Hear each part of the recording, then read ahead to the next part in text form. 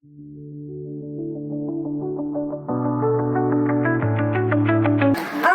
Jamilatun Aziza, kepadanya kami persilahkan.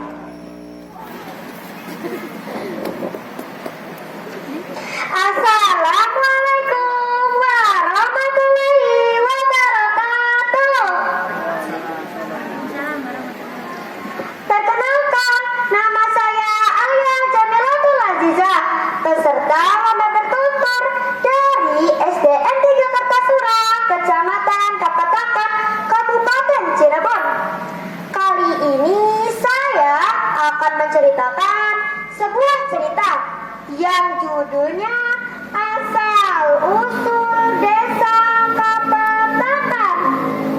Di Kecamatan Kapatakan ada sebuah desa yang namanya Desa Kapatakan. Ayo teman-teman, ada yang sudah tahu belum nih kalau Desa Kapatakan itu adanya di mana ya? Desa Kapatakan itu adanya di ujung utara dari Kecamatan Kapatakan. Wilayahnya berbatasan dengan wilayah Kabupaten Indramayu. Wilayahnya dekat dengan laut. Adanya Desa Kapatakan itu bermula dengan kisahnya seorang pangeran petak berlayar. Coba teman-teman, ada yang sudah tahu belum nih ceritanya? Begini kisahnya. Pada zaman dahulu kala, ada seorang pangeran dari Jazirah Arab. Pangeran itu gemar berkeliling menjelajahi Melangkori, berlayar, berkeliling ke berbagai negeri, menggunakan perahu layarnya bersama dengan anak buahnya. Singkat kisah, pangeran itu tiba di tepi pantai Pulau Jawa, yaitu di daerah Sokamina. Di situ terdapat banyak sekali perahu nelayan yang sudah berjejer dan berhenti untuk menjual ikan hasil tangkapannya.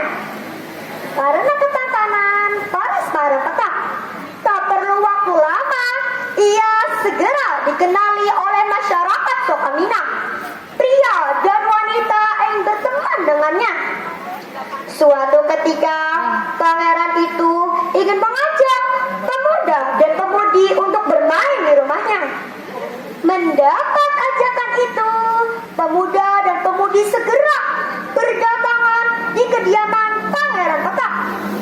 Hidangan dan minuman pun telah disiapkan oleh para petak dengan perasaan senang dan bersahabat.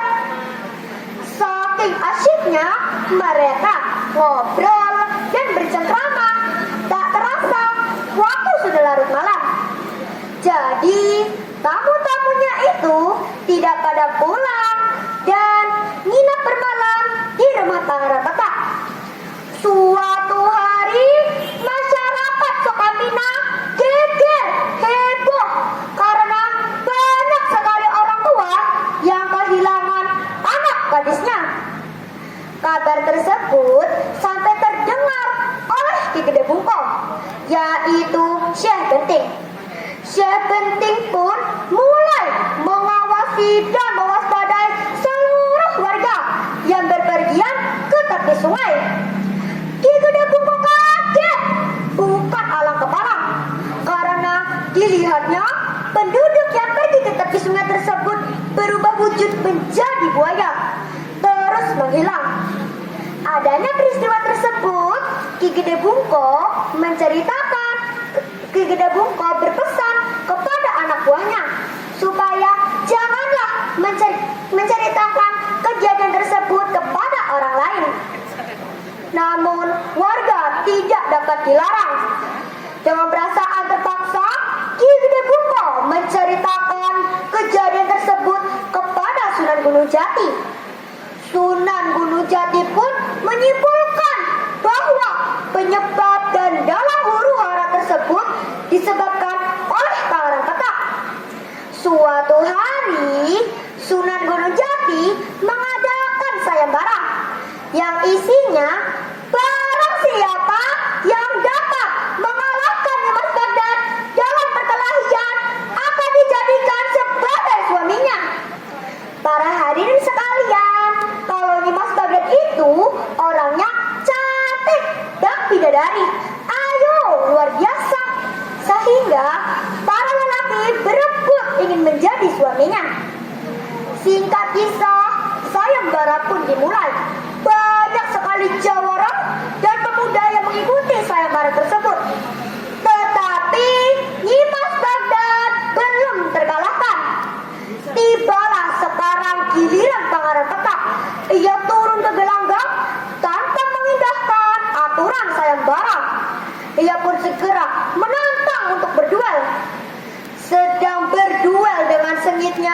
Tiba-tiba Nyimas Bagdad berlari mencari keberadaan Sunan Gunung Jati. Setelah berada di hadapan Sunan Gunung Jati, Nyimas Bagdad membungkuk takjub sembari meminta maaf. Hamba ini milik Sunan Gunung Jati. Sunan Gunung Jati tersenyum sembari berkata, "Saya sudah mengerti dan saya akan bertanggung jawab pada semuanya." Pangeran Petak mengajar Nyimas Bagdad yang berada di hadapan Sunan Gunung Jati dengan perasaan marah. "Saya sudah dapat mengalahkan Nyimas Bagdad, berarti saya sudah berhak menjadi suaminya." Sunan Gunung Jati berkata menenangkan Pangeran Petak, "Nanti dulu, sabar. Nyimas Bagdad berlari dari kejaranmu itu bukan berarti kalah."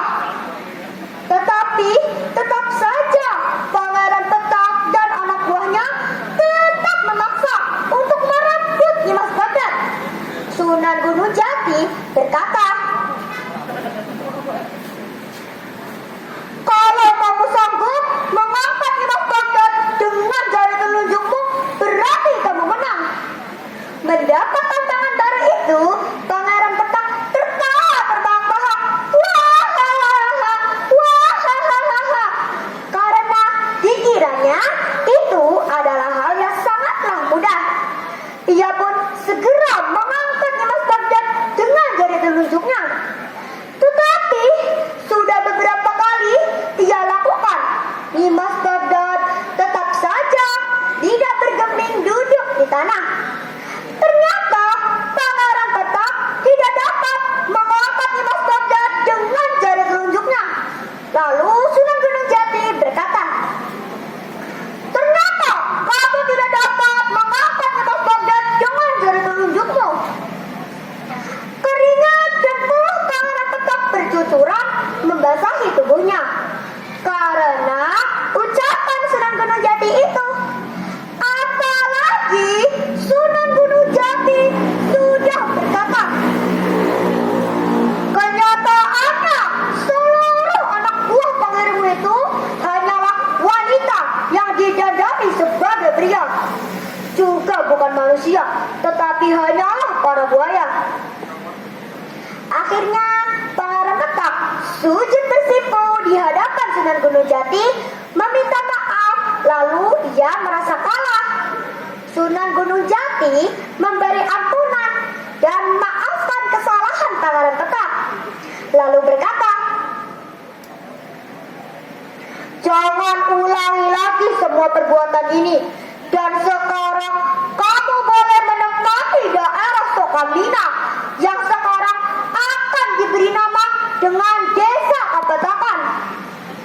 Akhirnya Sunan Gunung Jati, Nyimas Bagdad, dan Kipati Keling kembali ke pusar bumi.